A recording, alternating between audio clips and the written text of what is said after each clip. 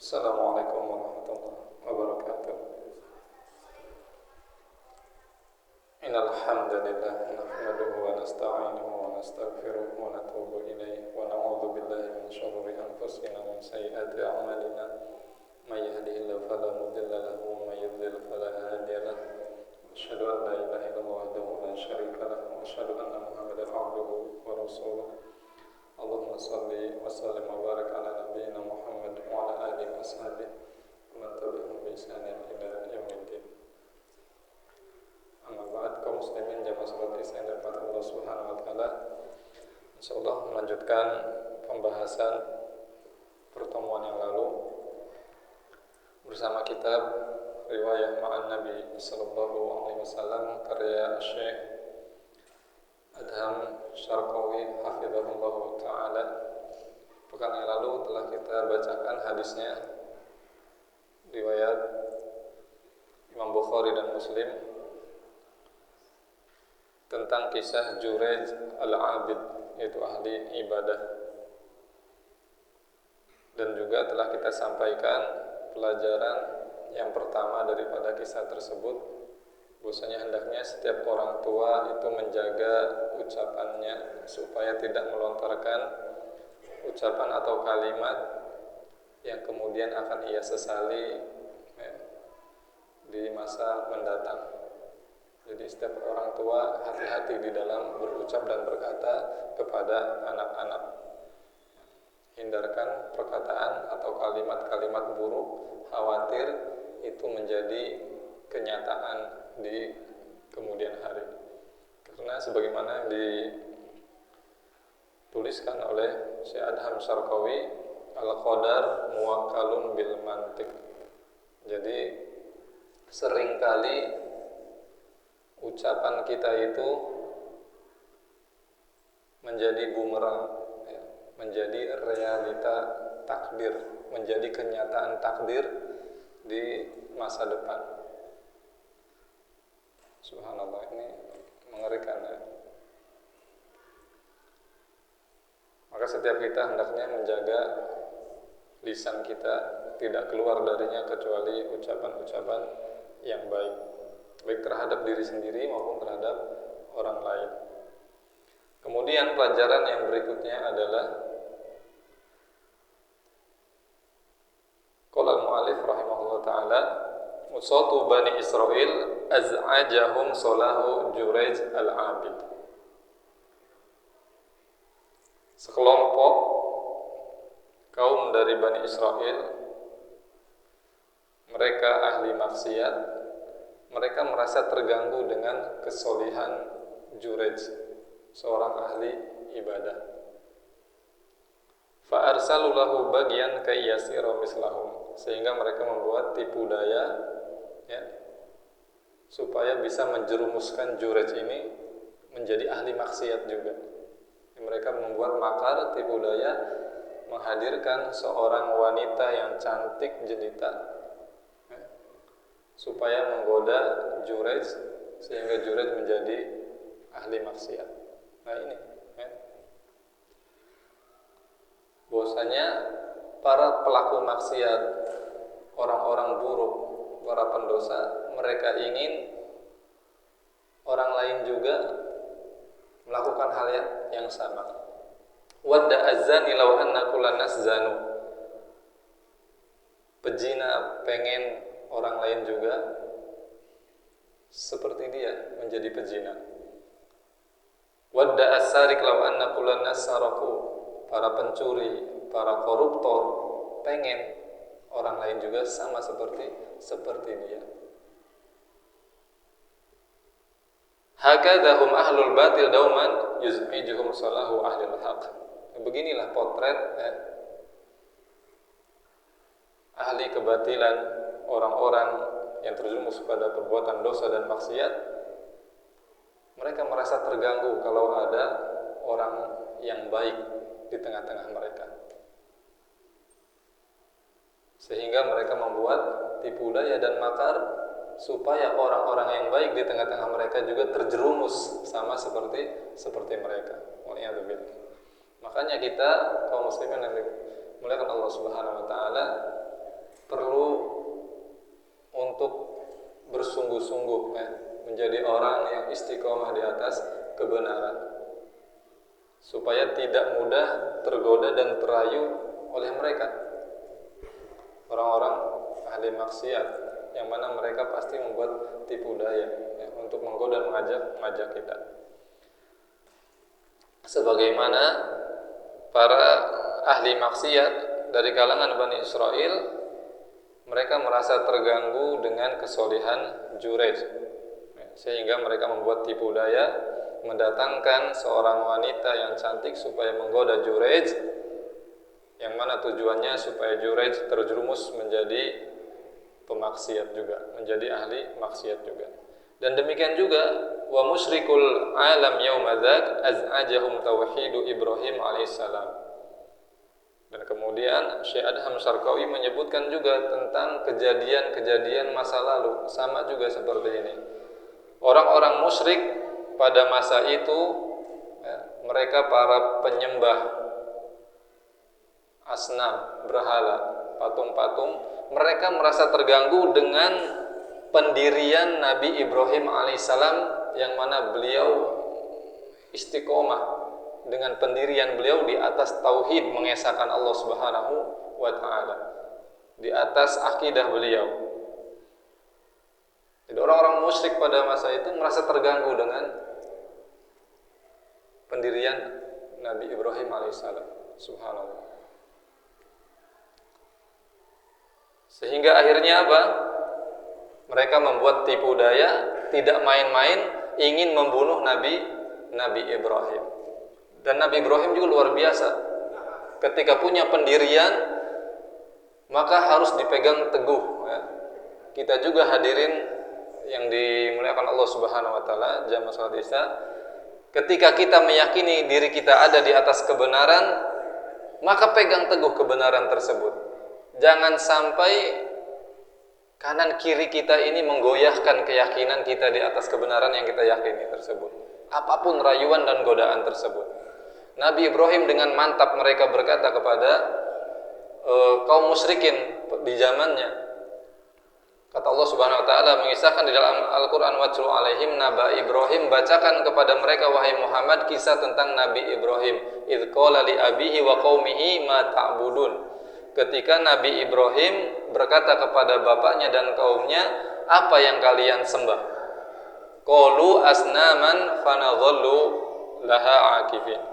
Kami menyembah berhala-berhala dan kami selalu beribadah kepada mereka. Kemudian kata Nabi Ibrahim apa? Qala hal yasma'unakum ittad'un aw yanfa'unakum aw yadurrun. Kata Nabi Ibrahim, apakah mereka mendengar kalian ketika kalian berdoa kepada mereka, ketika kalian meminta kepada mereka, ataukah mereka ini berhala-berhala bisa mendatangkan manfaat kepada kalian atau bisa menghindarkan bahaya dari kalian? Kemudian kata kaumnya apa? Qalu kadzalika wajadna abana kadzalika yaf'alun. Demikianlah kami mendapati nenek moyang kami dahulu melakukan hal yang sama seperti yang kami lakukan. Subhanallah. Itu hujahnya mereka orang-orang musyrik. Tapi kemudian Nabi Ibrahim menyampaikan argumen kepada mereka tentang siapa Tuhan yang sebenarnya yang berhak untuk diibadahi. Kata Nabi Ibrahim, fa innahum aduwwun li illa rabbil alamin. Sesungguhnya mereka berhala-berhala itu, patung-patung itu yang kalian sembah itu musuh bagiku, dan Rabbku hanyalah Rabbul alamin, yaitu Allah Subhanahu wa taala. Kemudian Nabi Ibrahim menyebutkan sifat yang dimiliki oleh Allah Subhanahu wa taala, alladzi khalaqani fahuwa yahdin. Dialah Allah yang menciptakanku dan dialah yang memberiku petunjuk. Walladzi huwa yut'imuni wa yasqin. Dan dialah Allah yang selalu memberiku makan dan memberiku minum. Wa idza maridtu fahuwa yashfin. Dan apabila aku sakit, dialah Allah yang menyembuhkanku. Walladzi yumituni tsumma yuhyin. Dan dialah Allah yang mematikanku dan nanti akan membangkitkanku kembali. Walladzi atma'u ayyaghfira li khati'ati yaumaddin. Dan dialah Allah yang aku sangat ingin mendapatkan ampunannya pada hari pembalasan. Subhanallah. Dan argumen-argumen yang disampaikan oleh Nabi Ibrahim kepada kaumnya ternyata tidak diterima. Subhanallah. Mereka kemudian apa? Karena buntu, tidak bisa membalas argumen Nabi Ibrahim, akhirnya apa? Udah matiin aja nih orang. Begitu Pak. Subhanallah. Kalau orang berpegang teguh di atas kebenaran, taruhannya nyawa memang. Apalagi kita, kalau kita meyakini betul-betul agama Islam ini agama yang benar, akidah kita yang benar, maka kita pegang teguh sekuat mungkin, sekalipun taruhannya nyawa. Kemudian kata mereka apa? Qalu harrikuhu wansuru alihatakum in kuntum fa'ilin. Bakar saja Nabi Ibrahim ini, dan tolonglah Tuhan-Tuhan kalian itu, patung-patung. Subhanallah. Tuhan-Tuhan butuh pertolongan jika kalian memang ingin melakukan hal tersebut. Akhirnya apa? Betul, diadakan tungku yang besar, api, bahkan disebutkan itu sampai berhari-hari, berbulan-bulan api itu tidak padam karena saking besarnya, luar biasa. Dan Nabi Ibrahim dilempar dari atas. Dan ketika dilempar, malaikat datang kepada Nabi Ibrahim. Malaikat siapa Bapak? Malaikat Jibril. Subhanallah. Kalau kita gimana tuh? Seneng gak didatangin malaikat? Wah, datang pertolongan. Kata malaikat Jibril kepada Nabi Ibrahim, halaka min haja ya Ibrahim, apakah engkau butuh pertolongan wahai Ibrahim? Jawaban Ibrahim gimana? Amma ilaika fala. Kepadamu saya tidak butuh, amma ilallahi fana'am. Tapi kepada Allah ya saya butuh. Subhanallah. Malaikat Jibril sudah datang, pengen nolong Nabi Ibrahim, tapi Nabi Ibrahim tidak mau. Pengennya Nabi Ibrahim langsung ditolong oleh Allah Subhanahu wa taala. Menunjukkan apa? Tauhidnya udah luar biasa. Makanya disebutnya Abul Anbiya, bapaknya para nabi, bapaknya para ahli tauhid. Dan ketika dilempar, Nabi Ibrahim mengucapkan kalimat apa? Hasbiyallah wa ni'mal wakil. Cukup Allah bagiku, Allah sebaik-baik pelindung. Api yang tabiatnya panas berubah menjadi dingin. Pernah gak kita ngerasain api dingin? Siapa yang bisa merubah tabiat api yang tadinya panas jadi dingin? Penciptanya, yaitu Allah Subhanahu wa ta'ala. Kata Allah, qulna ya naru kuni bardan wa salaman ala Ibrahim. Kami katakan, kata Allah SWT, wahai api jadilah dingin dan keselamatan bagi Ibrahim. Subhanallah. Itu luar biasa. Jadi orang yang berada di atas kebenaran itu harus memiliki kekuatan seperti ini, keyakinan yang luar biasa, berpegang teguh, istiqomah, sekalipun taruhannya nyawa. Dan dia tidak bergantung dengan sesuatu apapun kecuali hanya kepada Allah Subhanahu wa ta'ala. Tidak bergantung kepada ajudannya dan lain sebagainya yang ada di sekitarnya, tidak, tapi hanya kepada Allah Subhanahu wa ta'ala. Dan demikian, hadirin kaum muslimin dimuliakan Allah Subhanahu wa ta'ala, keadaan juga di zaman sekarang, ya kan? Orang-orang yang buruk, ahli maksiat, mereka ingin juga membawa atau menjerumuskan orang lain supaya jadi sama seperti mereka. Dan kita yang berupaya berusaha untuk menjadi orang yang baik, yang menjalankan agama Allah Subhanahu wa ta'ala dengan baik, kita kadang dianggap apa? Sok suci. Ternyata kalimat sok suci ini pernah diucapkan oleh kaumnya siapa? Nabi Lut. Wasyawadu min qaumi Lut alaihi salam az'ajahum annahu sawiyya. Subhanallah. Dan juga Syekh Adham Sarqawi menyebutkan tentang kisah kaum Nabi Lut yang mana mereka kaum LGBT ini merasa terganggu dengan kehadiran Lut di tengah-tengah mereka. Ketika satu komunitas desa ini, masyarakat desa ini semuanya LGBT, ternyata di tengah-tengah mereka ada Nabi Lut alaihissalam yang berpegang teguh di atas fitrahnya sebagai manusia laki-laki, cinta kepada perempuan. Wah, masyarakat di sekitarnya merasa terganggu. Kita ini LGBT semua nih. Ini ngapain ada di tengah-tengah kita nih satu orang? Mereka berkata apa? Berbuat tipu daya. Akhriju ala lutin min qaryatikum innahum unasun yatatahharun. Ayo kita usir bareng-bareng nih Lut dan keluarganya ini. Kita usir dari desa kita, dari negeri kita. Orang seperti ini tidak pantas. Innahum unasun yatatahharun. Ini manusia sok suci. Subhanallah. Dan kalimat ini juga sering ya diucapkan atau sering kita dengar dari orang-orang, yaitu yang menuduh kaum muslimin yang sedang berusaha, berupaya teguh di atas agamanya. Subhanallah. Maka hadirin kaum muslimin yang dimuliakan Allah Subhanahu wa taala, sudah banyak contoh sebetulnya dari kisah-kisah orang-orang soleh terdahulu, bagaimana mereka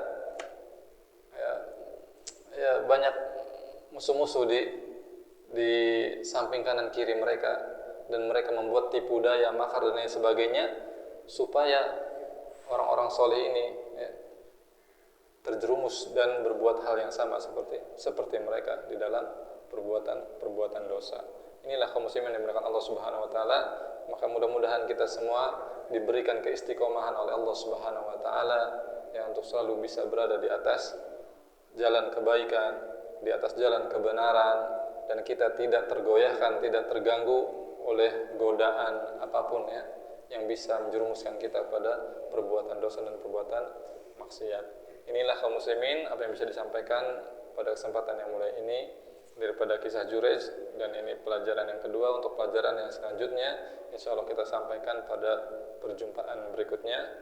Kita berdoa kepada Allah Subhanahu wa taala, Allahumma anfa'na ma 'allamtana wa 'allimna ma yanfa'una wa zidna ilman ya rabbal alamin. Allahumma inna nas'aluka ilman nafi'an wa rizqan thayyiban wa 'amalan mutaqabbalan. Allahumma inna na'udzubika min ilmin la yanfa', min qalbin la yakhsha, wa min nafsin la tasba', wa min da'watin la yustajabu laha. Demikian, terima kasih atas waktu dan perhatiannya. Syukran jazakumullah khairan wa barakallahu fikum. Kita tutup dengan doa kafaratul majlis. Subhanakallah bihamdik, asyhadu an la ilaha illa anta, astaghfiruka wa atubu ilaik. Walhamdulillahirabbil alamin. Wassallallahu ala nabiyyina Muhammad. Wassalamualaikum warahmatullahi wabarakatuh.